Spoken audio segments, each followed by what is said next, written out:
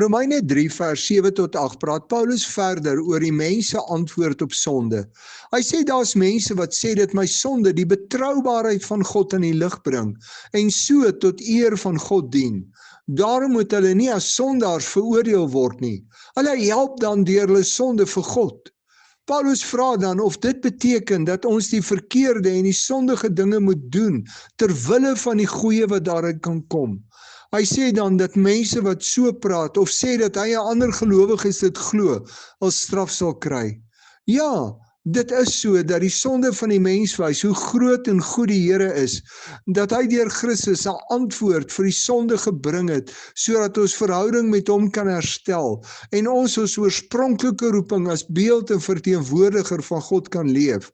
Paulus sê om oor sonde te praat asof dit goed is lasterlik, 'n belediging vir die Here. God is goed en heilig en hy het nie die sonde nodig om te wys wie hy is en hoe lief hy vir die mens is nie. Ons moet hoor dat dit lasterlik is om verskonings vir sonde te hê en te maak asof dit goed en reg is.